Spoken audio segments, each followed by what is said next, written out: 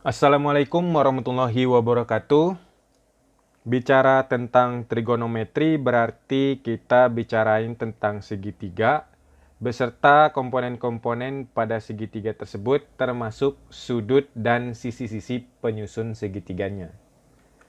Saat kita bicara trigonometri pada segitiga siku-siku, kita peroleh perbandingan-perbandingan antara sisi dan sudutnya, di mana kita peroleh sinus itu perbandingan depan dengan miring, kosinus itu perbandingan samping dengan miring, dan tangen itu perbandingan depan dengan sisi samping. Selain itu, kita peroleh juga beberapa kebalikan dari perbandingan sisi yang tadi. Kemudian pada segitiga istimewa, baik itu segitiga istimewa sama sisi ataupun segitiga siku-siku yang sama kaki, kita peroleh nilai-nilai sudut istimewa yang konon kabarnya itu harus kita hafalin hingga akhir hayat kita. Siapa tahu nanti dibutuhin di liang lahat. Nah, bagaimana dengan segitiga sembarang pada trigonometri?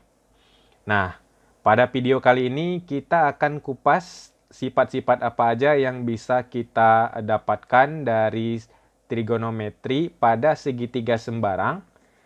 Tapi sebelum itu, sebelum kita lanjutkan topik kita hari ini, pastikan kalian sudah tekan dulu tombol subscribe di bawah dan aktifkan tombol loncengnya agar tidak ketinggalan materi-materi berikutnya kalau saya sudah upload video yang baru.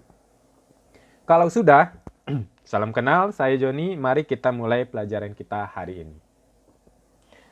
Oke, di trigonometri segitiga sembarang, yang pertama kita punya itu adalah aturan sinus. Nah, di aturan sinus ini namanya juga ini segitiga sembarang. Jadi kalau kita gambar segitiga sembarang, katakanlah segitiga ABC, dengan titik-titik sudutnya itu A, B, dan C. Sisi di depan sudut A itu adalah sisi A, sisi di depan sudut B itu sudut B, sisi B kecil, dan sisi di depan sudut C itu adalah C kecil. Nah, pada segitiga sembarang ini, kalau kita tarik garis tinggi dari titik C, garis tinggi dari titik C hingga tegak lurus terhadap sisi AB, kita peroleh jadi segitiga siku-siku. Ada dua. Nah, kalau kita lihat dari sudut A, nah kalau kita namai sisi yang tadi kita tarik dari sudut C itu sebagai sisi T, nah kalau kita lihat dari sudut A, sisi T itu posisinya ada di depan, dan sisi B itu sebagai sisi miring. Itu artinya kalau kita bicara sinus, maka sinus A itu bisa kita tulis depan per miring, depannya T, miringnya B. Jadi sinus A itu sama dengan T per B. Kalau A-nya, kalau B-nya kita kali ke ruas kiri, kita peroleh B dikali sin A itu sama dengan T. Itu kalau kita pandang dari sudut A. Kalau kita pandang dari sudut B, maka posisi T itu juga sebagai depan, sementara sebagai miringnya itu adalah sisi A. Sehingga kalau kita bicara tentang sinus, maka sin B itu adalah T per A. Depannya T, miringnya A. Kalau A-nya kita kali silang, berarti A kali sin B itu sama dengan T. Kita lihat dua-duanya sama-sama T, itu artinya bisa kita sama denganin. Jadi B sin A itu sama dengan A sin B. B kali sin A sama dengan A dikali sin B. Kalau B-nya kita pindah ke ruas kanan, yang kali berarti dia jadi bagi. Sementara A-nya kita pindah ke ruas kiri, yang tadinya kali jadi bagi. Jadi kita peroleh sin A per A itu sama dengan sin B per B. Nah, itu satu bagian yang kita punya. Itu kalau kita tarik garis tingginya dari titik sudutnya yang C. Bagaimana kalau kita tarik titik sudutnya, garis tingginya itu dari titik sudut yang A. Sehingga dia memotong tegak lurus sisi BC. Oke, jadi kita bertemu lagi dengan segitiga siku-siku, ada 2. Kalau kita lihat dari sudut B, kalau garis itu tadi kita namai sebagai T, karena itu juga sebagai tinggi. Dari sudut B, maka T itu posisinya depan, C itu posisinya sebagai miring. Berarti kita bisa menulis sin B itu sama dengan T per C. Kalau C-nya kita kali ke ruas kiri, berarti C dikali sin B itu sama dengan T. Sementara kalau kita lihat dari sudut C, T itu posisinya juga ada di depan, yang menjadi miringnya itu adalah yang B. Sehingga kalau kita bicara sinus dari sudut C, berarti sin C sama dengan T dibagi B. Kalau B-nya kita kali ke ruas ke kiri, berarti kita peroleh B dikali sin C itu juga sama dengan T. Dua-duanya sama dengan T, sama kayak kasus yang tadi, bisa kita sama denganin. Berarti C dikali sin B sama dengan B dikali sin C. Seperti kayak tadi juga, C-nya kita pindah ke ruas kanan, B-nya kita pindah ke ruas kiri. Jadi kita peroleh sin B per B itu sama dengan sin C per C. Nah, di bagian pertama tadi kita sudah ketemu kalau sin A per A itu sama dengan sin B per B. Berarti ini juga kita bisa sandingkan dengan sin A per A sama dengan sin B per B sama dengan sin C per C. Nah, inilah yang kita terapkan pada aturan sinus. Jadi pada aturan sinus itu, yang kita gunakan adalah perbandingan nilai sin dari sudutnya dengan sisinya itu selalu sama. Jadi sin A per A itu sama dengan sin B per B, itu sama dengan sin C per C ya. Nah, biasanya aturan sinus ini kita gunakan pada kasus-kasus di mana kita menjumpai suatu segitiga sembarang dengan minimal 2 sudut yang diketahui dan 1 sisi. Dan unsur-unsur lainnya yang ditanya. Atau kita ketemukan 2 sisi dan 1 sudut yang berhadapan dengan salah satu sisi yang diketahui. Nah, itu kita gunakan aturan sinus. Oke, itu aturan sinus. Selain aturan sinus, di segitiga sembarang kita juga punya aturan cos atau aturan cosinus. Sama kayak tadi aturan sinus, kalau kita gambar segitiga sembarang, nah, lalu kita tarik garis tinggi dari dari titik sudut C, kita namai dia memotong sisi AB, kita namai titik potongnya itu adalah T. Nah, dan dia memotong garis AB, kita namai titik potongnya titik T. Jadi kita punya 2 segitiga siku-siku ATC dan segitiga BTC. Karena kita bicara cos, maka kita butuh sisi samping. Tadi T itu dari posisinya dari A itu adalah sisi depan, B itu sisi miring, berarti yang jadi sisi sampingnya itu adalah AT. Tapi kita nggak tahu ukurannya, kita anggap aja itu ukurannya P. Nah, kalau dari A ke T itu kita anggap P, maka dari T ke B itu artinya C dikurang P. Karena dari A ke B itu adalah sisinya C.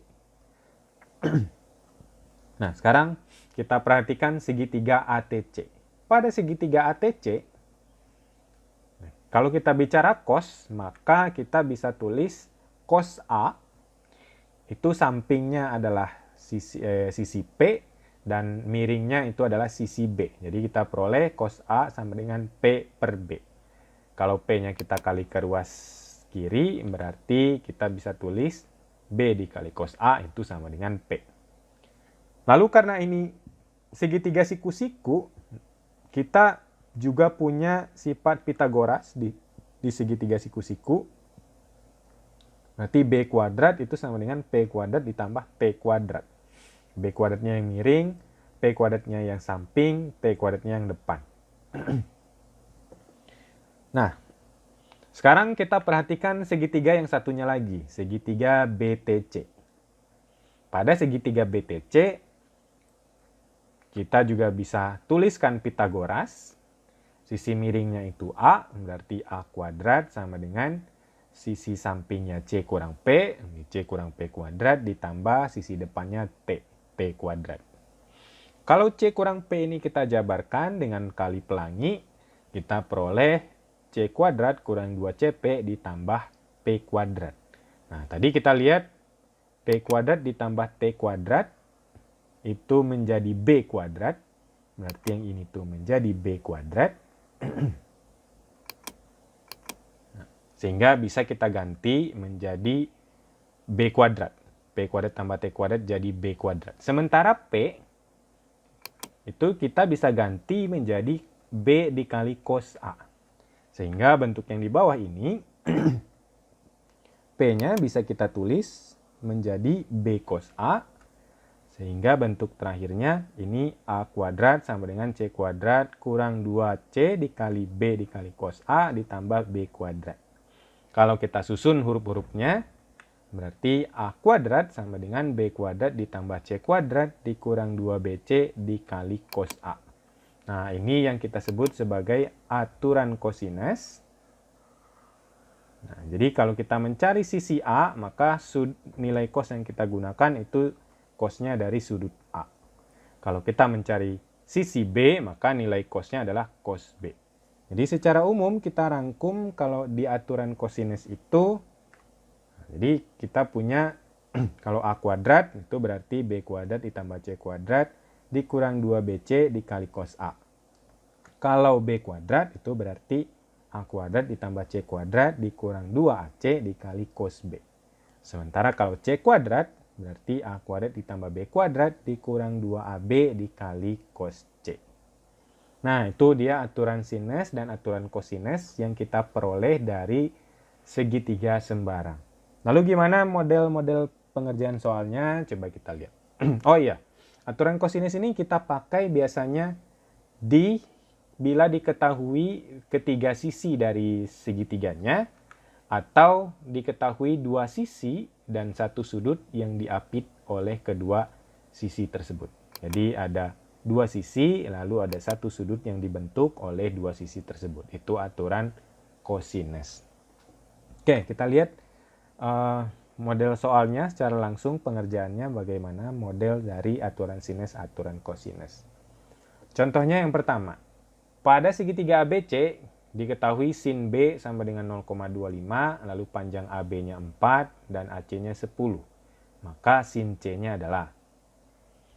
Nah, karena ini berbicara tentang segitiga, kita harus gambar dulu segitiganya biar kita tahu posisinya ya. Ada sisi-sisinya ada di mana saja. Oke. Lalu kita punya segitiga ABC seperti yang dikasih tahu di soalnya. Sin B-nya 0,25, lalu panjang AB-nya itu 4, dan panjang AC-nya itu 10. Nah, ini ada sudut dan sisi saling berhadapan, B dengan sisi AC saling berhadapan, dan C dengan sisi AB. Nah, kita bisa menggunakan aturan sin di sini. Jadi sin C per C sama dengan sin B per B. Sin C yang ditanya, jadi kita biarkan ini sin C per C, C-nya kita ganti 4. Dan sin B-nya dikasih tahu di soalnya 0,25 dibagi B-nya 10. 4-nya kita kali ke ruas kanan, 0,25 dikali 4 dibagi 10. 0,25 dibagi 4 itu nilainya 1, jadi sin C-nya 1 per 10. 1 per 10 kita tulis dalam bentuk desimal adalah 0,1. Berarti yang ini adalah yang B. Nah, cukup sederhana pada dasarnya aturan sin, tapi bisa aja divariasi soalnya. Mungkin seperti ini juga bisa. Pada segitiga ABC diketahui sudut alfanya 30 derajat. Sudut alfa itu mewakili sudut A. Betanya 60 derajat itu mewakili sudut B. Dan A tambah C-nya 6. Maka panjang sisi B-nya adalah. Nah, kita balik lagi karena ini tuh segitiga, kita gambar dulu segitiganya. ABC lalu kita tempatkan sesuai dengan informasi dari soalnya. Alfa itu mewakili sudut A, ini 30, beta itu mewakili sudut B, itu 60. Itu berarti pada dasarnya kita bisa menghitung sudut C ini adalah 90. Karena dijumlahin mereka harus 180. Oke. Ada dua sudut, itu artinya kita menggunakan aturan sinus. Jadi kita ambil sin A per A, itu sama dengan sin B per B. Sin A per A, ini A-nya ya. Sin B per B, AC sebagai B. Sin A-nya berarti sin 30 per A sama dengan sin B-nya sin 60 per B. Sin 30 itu setengah per A sama dengan sin 60 setengah akar 3 per B. Setengahnya bisa kita coret. Jadi, lalu kita kali silang ya. B kali 1 sama dengan B. A dikali akar 3 sama dengan A akar 3. Jadi kita peroleh B sama dengan A akar 3. Nah, lalu setelah itu kita lihat sin A per A itu sama dengan sin C per C. Yang selanjutnya sin A per A sama dengan sin C per C, masih aturan sinus. Sin A-nya kita ganti sin 30 per A sama dengan sin 90 per C. Berarti setengah per A sama dengan 1 per C. Kita kali silang lagi. Jadi C dikali setengah jadi setengah C, A dikali 1 jadi A. Nah, kita kali lagi berarti 2A sama dengan C. Lalu kita punya tadi A tambah C-nya itu sama dengan 6. C-nya kita ganti jadi 2A. Jadi A ditambah 2A sama dengan 6. Jadi 3A sama dengan 6. Kita bagi 2, kita bagi 3. Berarti jadi A sama dengan 2. A sama dengan 2 kita substitusi tadi ke B sama dengan A akar 3. A-nya kita ganti 2 sehingga kita peroleh B-nya sama dengan 2 akar 3. Nah, itu dia. Nah, itu salah satu variasi model dari aturan sinus. Kalau aturan kosinus gimana? Nah, kalau aturan sinus, kosinus contohnya gini. Untuk memperpendek lintasan dari A menuju C melalui B, dibuatlah jalan pintas dari A langsung ke C. Jika AB sama dengan A, BC sama dengan 30, dan sudut antara AB dan BC adalah 120 derajat, maka panjang jalur lintasan AC adalah. Nah, ini juga ceritanya tentang segitiga, kita ikutin aja dari soalnya ada ABC, kita gambarkan. A, ada titik A, titik B, titik C. Nah, diketahui dari soalnya AB itu nilainya A, BC itu 3A, lalu sudut antara AB dan BC itu 120. Nah, yang ditanya AC berapa? Nah, ini menggunakan aturan kosinus karena ada dua sisi yang diketahui dan sisi itu membentuk sebuah sudut yang juga diketahui. Jadi dua sisi mengapit satu sudut. Nah, yang ditanya adalah B ya. Sisi di depan sudut B itu adalah B, berarti kita gunakan B kuadrat sama dengan A kuadrat ditambah 3A kuadrat karena sisinya A dan 3A dikurang 2 kali A kali 3A cos 120. A kuadrat, 3A kuadrat jadi 9A kuadrat, 2 kali 3 kali A jadi A kuadrat. Cos 120 min setengah. 2 sama min setengah bisa kita coret, nanti jadi plus 3A kuadrat. Jadi B kuadrat sama dengan 10A kuadrat tambah 3A kuadrat. 10A kuadrat tambah 3A kuadrat sama dengan 13A kuadrat. Kalau B-nya saja berarti harus kita akarin, nanti B-nya A akar 13. Jadi yang nomor 3 ini itu adalah yang D. Oke, itu salah satu contohnya. Kita lihat contoh yang lainnya.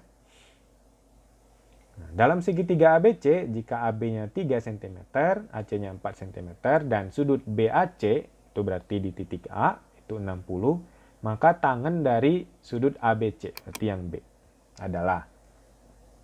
Oke, sama ya prosesnya, selalu kita gambar dulu segitiganya, agar kita tahu posisinya ada di mana aja. Nah, kita tuliskan keterangan-keterangannya, AB itu 3, AC itu 4, BAC itu 60, BAC 60. Berarti ada sisi mengapit sebuah sudut, sisi AC yang nilainya 4 dan sisi AB yang nilainya 3 mengapit sudut 60. Jadi kita gunakan aturan cos, kita anggap aja ini sisinya sisi A, jadinya A kuadrat sama dengan 3 kuadrat ditambah 4 kuadrat dikurang 2 kali 3 kali 4 cos 60. Kita hitung nilainya, 9 tambah 16 kurang 2 kali 3 kali 4 kali setengah. 2 sama setengahnya bisa kita coret, 3 kali 4 jadi 12. 9 tambah 16 25 kurang 12, jadi A kuadratnya 13. Berarti A-nya itu akar 13. Nah, setelah kita peroleh A-nya akar 13, sekarang kita gunakan aturan sin. Jadi sin 60 per akar 13 sama dengan sin B per 4. Nah, sin 60 itu nilainya setengah akar 3. Di 4-nya langsung kita kali ke ruas kiri. Nanti setengah akar 3 dikali 4 per akar 13.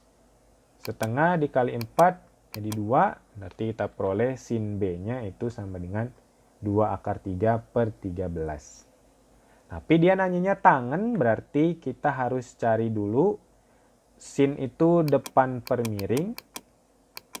Jadi kita cari dulu sampingnya menggunakan Pitagoras. Samping kuadrat sama dengan miring kuadrat dikurang depan kuadrat. Miring kuadrat, akar 13 kuadrat jadi 13, depannya 2 kali akar 3, 2 kuadrat 4, kali 3, 12. 13 kurang 12 berarti 1. Jadi sampingnya 1. Dengan demikian berarti yang menjadi tangen B adalah depan per samping. Depannya tadi adalah 2 akar 3, dan sampingnya 1. Berarti nilainya tangen B-nya adalah 2 akar 3. Itu yang E. Nah, itu dia aturan sinus dan kosinus yang bisa kita rangkum dari trigonometri pada segitiga sembarang. Kalau ada yang ditanyakan boleh dituliskan di kolom komentar. Kalau ada request mau bahas apa juga tulis saja di kolom komentar. Itu dulu saja yang bisa saya sampaikan di video kali ini. Mudah-mudahan ada manfaatnya. Jangan lupa di-share, di-subscribe, dan share channel ini ke teman-teman kalian. Mungkin ada teman-teman kalian yang masih butuh materi tentang aturan sinus, aturan kosinus. Oke, saya Joni pamit undur diri. Sampai jumpa di video berikutnya. Assalamualaikum warahmatullahi wabarakatuh.